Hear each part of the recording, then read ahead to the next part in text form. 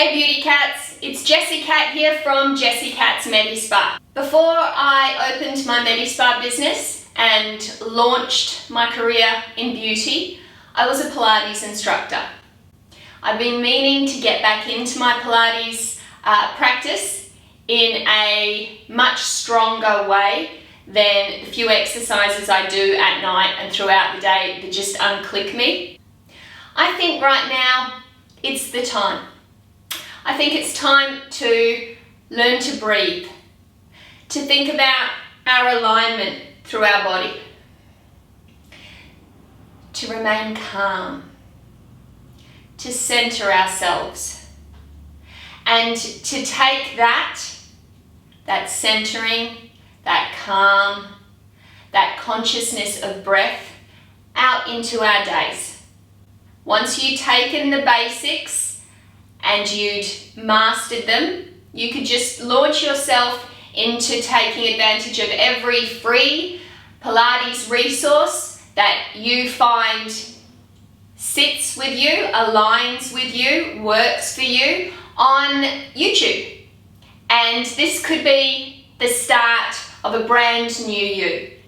You could have more fluidity of movement. Find yourself groaning less when you got on and off the floor or in and out of a chair. Jumped out of bed with more energy and vitality and just felt taller, stronger and more centered. So it all starts with breath. So I've got myself a fit ball and I'm going to start with aligning my body. So I'm going to take my feet together. I'm going to take my toes apart, my heels apart, and I'm going to think ankles in line with knees, in line with hips.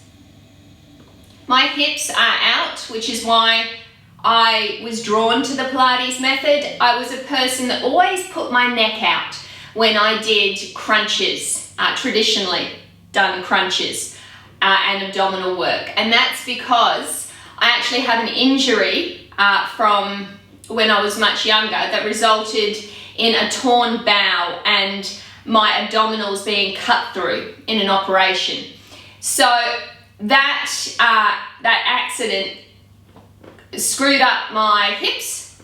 They're a little bit out, and it screwed up the strength and the balance of my abdominal area. So it's very important for me to be mindful of the alignment of my pelvis. We've all got something. We've all got a funny ankle or a dicky knee or a functional scoliosis perhaps. So none of us are perfectly aligned. It's something that we're all working to achieve day to day. So ankles, under knees, under hips, and relaxed shoulders. I want to think length between my rib cage and my hips. I want to think about zipping up and inside between rib cage and hips. And I'm imagining the back of my scapula, the back of my shoulder blades is drawing up against an imaginary wall. So I'm not sitting forward. I'm drawing up and inside from my pelvic floor. We're going to go into pelvic floor tomorrow, but it is the sensation of stopping yourself mid-urination. That's simple. Those muscles that we use to stop and start urinating, that's where I want you to draw up and inside from. Just a little, just 20%. I want you to imagine your back up against an imaginary wall. I want you to lengthen between ribs and hips. And I want you to press down between big toe, little toe, and heel. So watch that this isn't happening. Watch that you're not collapsing. Watch that you're not drawing forward. And I imagine a string pulling up top of my head and pulling me nice and tall. I'm going to place my hands up onto my upper rib cage, okay? And I'm not going to let my, come on Jess, traps, there we go, upper traps take over. And for my shoulders to do this, no, I don't want to be like this. I want the world to dissolve off my shoulders right now. I want to place my hands on my rib cage Draw down from underneath my arms, up against an imaginary wall, lengthening between my hips and my ribs, pushing into my big toe, little toe, heels. Even got a little bit of a squeeze up through crease of the bottom. And I'm going to breathe into my hands right now. I can breathe a little bit more into those hands, I'm sure I can.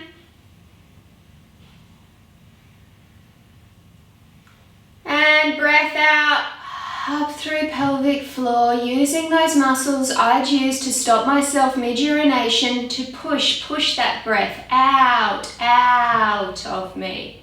Drop the pelvic floor, breath into your hands.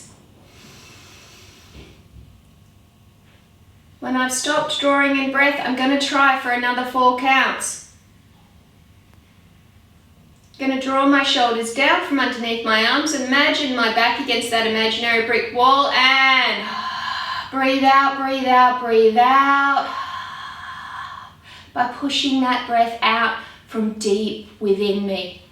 Drawing those abdominals in towards the back of my spine. I'm going to drop the pelvic floor, those muscles that stop me mid-urination. And I'm going to breathe into my hands. When I think I can't breathe anymore, I'm going to try to breathe into my hands, breathe into my hands, breathe into my hands for another 4 counts. And breath out. Drawing up and inside through pelvic floor, imagining that breath being sent out of my body from up inside of me, deep inside of me, connecting with my abdominals. Breath in. Can't breathe in anymore, so I'm going to breathe in for another 4 counts. I can, even if nothing goes in. The rib cage expands out to the sides of the room. My shoulders are still drawing down. Breath out. It's up through my pelvic floor, zipping my abdominals in towards the back of my spine. All of that breath comes out. Let's do it again. Expanding the rib cage out to the sides of the room, sides of the room, sides of the room, using muscles in your upper back you didn't even realize you had, not losing that connection with that imaginary wall behind you. And now breath out. Your abdominals, pushing that breath out. Breath into your hands. Expanding that rib cage out to the sides of the room, out to the sides of the room. And breath out, up through that pelvic floor, 100%, using your abdominals to draw, push that breath out of you. And relax. What did you feel? Did you find it was easy to place your hands onto that upper rib cage and keep those shoulders drawing down by engaging through those muscles underneath your arms? Did you feel your rib cage expanding and your upper back expanding out to the sides of the room as you drew that breath into your upper rib cage rather than your belly? Rather than your belly going in and out, you were breathing up into the sides of your rib cage, expanding that rib cage out to the sides of the room. Did you feel it? Let's do 6 now without me gabbering on. So, weight between big toe, little toe, ankles underneath knees, underneath hips. Drawing in just that little bit, about 10-20% through your pelvic floor. Is my back up against an imaginary wall?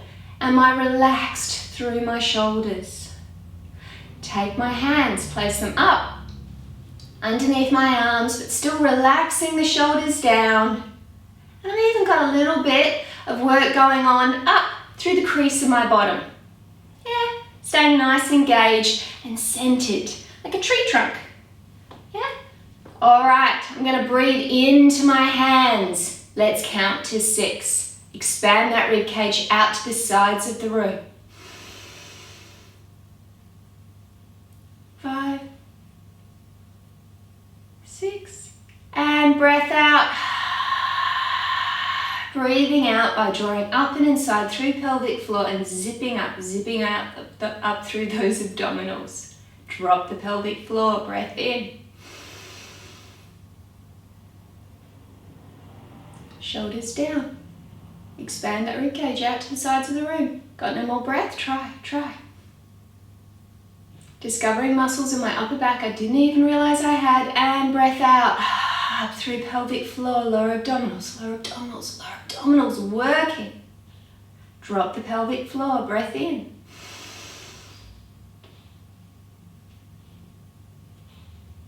Give me another 2 counts. Relax the shoulders.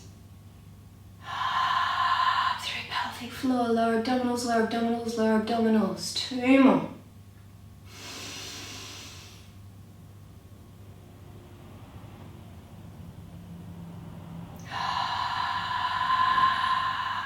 One more.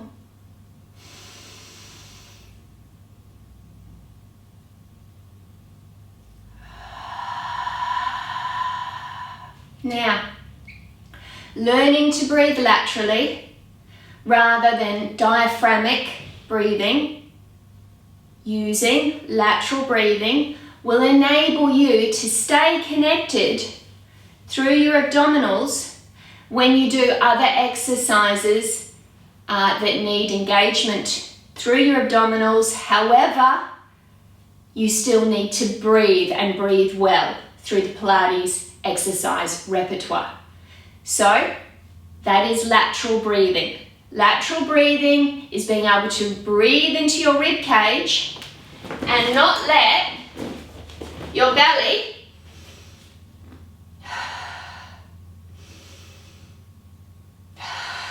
go in and out.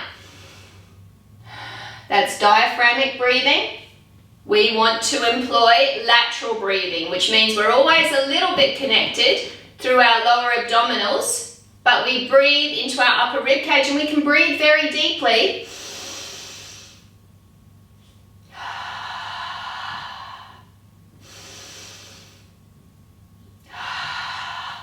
But your tummy doesn't go in and out. And that's why we can do exercises like open leg rocker and teaser in the Pilates method and still keep our pelvic area nice and controlled and supported, but also be able to breathe well. We'll go into keeping or working to lift our pelvic floor, to engage our movement through our pelvic floor tomorrow. And we'll also go through keeping a neutral pelvis and a neutral spine tomorrow. So it's important in the Pilates method when you're first setting up on the mat to have a neutral pelvis, but it is more important that you keep a neutral spine. And I'll go into that more tomorrow. I hope you enjoyed that, and I hope you take the time to breathe. Jessie Cat's Medi-Spa, doing a little bit of Jessie Cat's Pilates.